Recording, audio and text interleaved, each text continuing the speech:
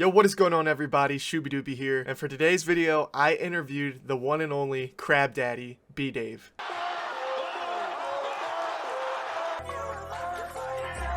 What, bro?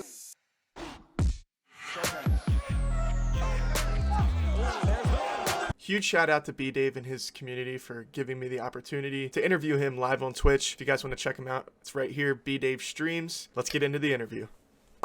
What are we thinking, Mush? All right, bro. I appreciate you for taking the time, man. I know you're a busy guy. Thank you, chat, Thank you, chat, for letting this happen. Yeah, let's just talk about the fact that we're on Twitch stream with a load of other people right now, and all the boys in here are absolutely mint. So, cheers to those fellas. Yeah, for real. This is my first ever interview, so it's got the palms sweaty a little bit in front of a live audience, but Hey, you know. come on, we're in front of a live audience, baby.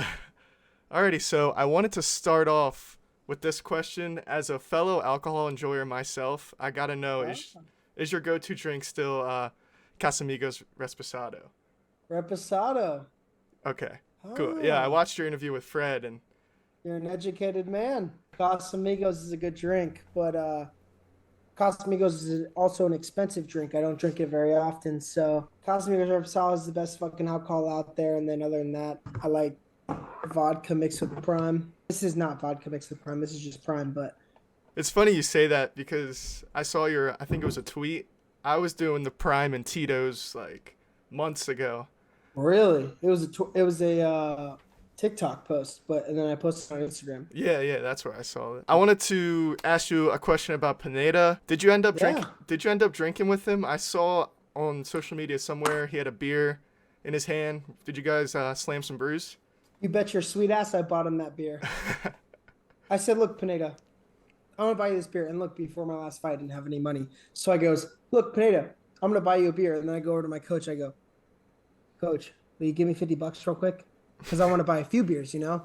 Yeah. It's like in England, they're cheap. It's like $6 a beer, 6 pound, which is like $8, which is not that cheap, I guess, now I'm thinking about it. But it's cheap enough. Because like once you're out of college and you don't go to college bars anymore and the beers aren't $1 a beer, Right.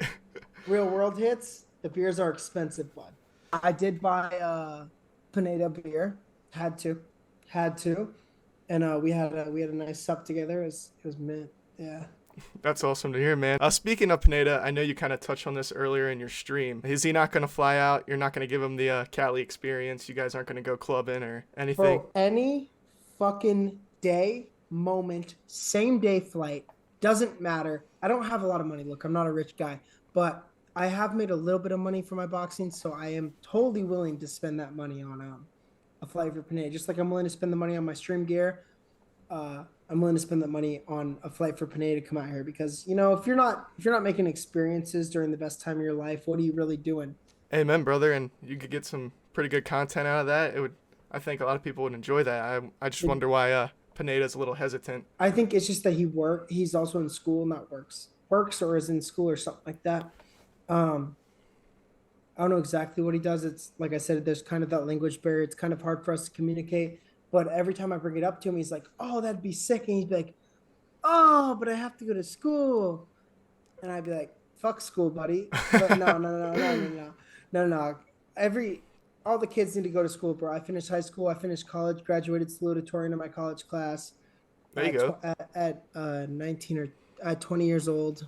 So There you go. Yeah, I definitely agree. College is really important. I'd say everybody go because one day I won't be getting punched in the head for money anymore. True. Speaking about getting punched in the head, you were on two Misfits cards essentially back to back, like with only a month in between. And then I could tell from your tag team fight and then since your fight with Pineda that you improved drastically. We saw you were more defensively sound, moving your head a lot, level changing, setting up that right hand. For your next fight, whatever it may be, what are you trying to improve more on? You're smart. Look, whatever Bdave you saw against Ice Poseidon and Anthony Vargas is a completely different Bdave than you're going to see the next time I'm out there. And the one that you saw in the tag team match is completely different than the one that you would have seen against Pineda, right? Right. I'm so new to the sport. I'm evolving so quickly. I have amazing coaching, amazing team, Jackrabbit in Long Beach. I've got it's allowing me to like progress so much quicker than you just would if you took it as like a hobby, right? which Yeah. originally boxing was a hobby for me. I was 225 pounds, and now I'm down to 170, looking to get down to 160, walking around, and maybe fighting at 154 or lighter one of these days. But I'm only 5'9", 5'10", so I can definitely get down there and weight. Every time you're gonna see a new me. I don't know. I'm excited for you guys to see me next time because I've been sparring now.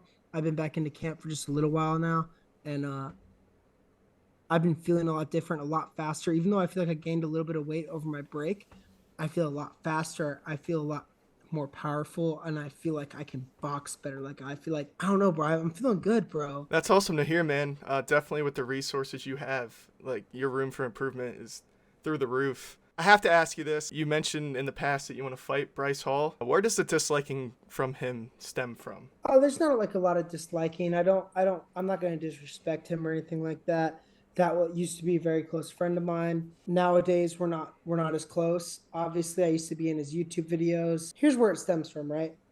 Is I said in a Twitter space, I was like, oh, I think that me and Bryce Hall would be a good fight. He's looking for a warm up fight before Deji. I think that I'd be a great warm up fight. I used to be in his YouTube videos. I haven't been in the last year or so. Me versus him Yeah. makes sense almost. Like I know that I'm a smaller creator than most of the people that he'd probably be boxing, but if you're looking for a warm up fight, then I could be him. I just came off a loss with Pineda at the time. And then he kind of shit on me a lot. Like he said, you were just a stunt dummy for my vlogs. We never gave a fuck about you. You're just some rag doll that we used to throw around. And if you can add in clips, you can show some of the stunts that I used to do in his vlogs. It felt more of like we were a team, but perhaps maybe I had read the situation wrong. Maybe he was just using me for YouTube videos, and that's just like, oh, look, I'd be a good warm up fight. We could fight, and afterwards we'll go have a beer together, like we're buddies. Right. Like no matter who wins, like if even if I lost, like I don't care. Realistically, I'm not losing to fucking Bryce Hall. Let's be real for a minute. But I've got a bigger name for myself now than I did back when I was in his vlogs. I was only known for being in his vlogs and being in Alex Warren's vlogs from the Hype House. But yeah, he just shit on me, man. Made me feel like our whole experience together was invalid and not worth a shit. So now at this stage, like, do I have beef with him? I know him. I know Bryce Hall for real. Like, I know him as a real person. A lot of you guys know him on the internet, but I know him for real. Yeah. And I know his mom. You know what I'm saying? I know his whole team. I know his videographers. I know his best friends. I know his manager. I know everybody. And I'm not trying to be beefing with all those people. You know what I'm saying? I'm not trying to be like, oh, fuck you, Bryce Hall. But there's a reason why he wouldn't get in the ring with me. He got in the ring with Ryan Taylor. I get why. Ryan Taylor obviously has more clout than me. Also a tougher fight than me at the time when he took the Ryan Taylor fight on Twitter Spaces. Yeah. Now I think that'd be a stupid fight for Bryce to fight me. But at the time it looked good, and especially the way that I'm looking and feeling now, I'd definitely fuck him up. But he'd be a tough man to knock out. It wouldn't be an easy fight. It wouldn't be a 1-round fight. It would be, we'd go the distance, I'm sure. If not, I'd be finishing him at the end of the fight. For sure, yeah. I mean, from what I heard, what it sounds like, he was kind of disrespectful to you. But it really doesn't surprise me.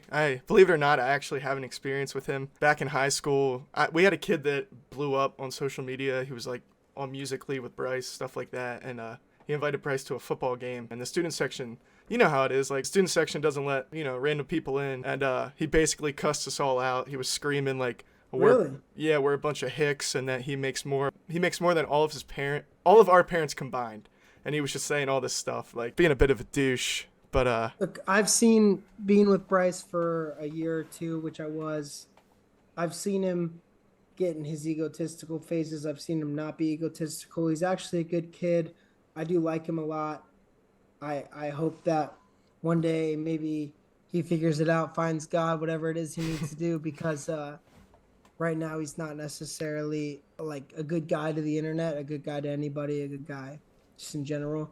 But I'm sure he'll figure it out. And yeah, that definitely sounds like some Bryce Hall business. yeah, I agree, man. I hope he figures it out. But one more thing, I'll let you go. I know you're a busy guy. Get back to the stream. Mams Taylor tweeted out, "What would be happening in the world of influencers without crossover boxing?" In which you replied, "I'd still be poor sleeping on Taylor Holder's couch." Fact. What would you say to the broke kid with big dreams that may be sleeping on his friend's couch right now? What you put in is what you get out. If you're working all the time towards your goal, even if it's not working right now, it's because just around the corner, whether that corner is right up the road or a couple miles, you've got success somewhere. You just got to keep learning, keep adapting, keep adjusting to the curve of the way that social media adjusts, and keep figuring it out, man. Like, that is true. I really would be, for sure. I mean, but thankfully, influencer boxing came in, and that was something that I trained for a while. To be fair, I was 225 pounds when I started boxing, and now I'm down. I'm like walking around at 170, and then I'm trying to fight at like 160, 154 eventually. Yeah, man, just keep figuring it out. You cannot listen to a single YouTuber or Instagrammer or TikToker or whatever they are and figure out the path to success. You have to make your own path. You cannot follow anybody's footsteps and be successful. You have to follow your own path. So I don't know, just don't give up, because I said in college that if I couldn't figure out how to make money off social media enough to survive and live, that I would quit after college. And I've been out of college for 3.5 years now. And I just started making enough money to survive and live and stuff like that recently. So just don't give up, man. Just keep going. Yeah, man, for sure. That's some good stuff. Listen, man, I appreciate the time. I just started YouTube, but you're one of the first people I actually reached out to, just because, not gonna lie, I didn't really know about you until Misfits, but I could just tell, like, you're a wholesome dude, good vibes, positive. Like, I just wanted to get an interview in with you. So, sorry, bro, I'm a little nervous, but No, cool, man. You're doing good. You're doing great. I appreciate the time. Chat, the boys are in the chat are saying that you're better, that you're a great interviewer and stuff like that. So really, you're a fan favorite in the Twitch chat already. Damn, chat, that makes me feel really good. Got me blushing and shit. But I appreciate you guys. Look, Bdave doesn't have an ego. He's humble as fuck. You're doing great. WWWW GOAT WW. You've got a load of W's in the chat and shit like that. You're doing good, man. Damn, guys. Great interview. Keep it up. I appreciate it. The little setup you got there looks like. Yes, sir. I've been doing YouTube on and off for about a year, but I started.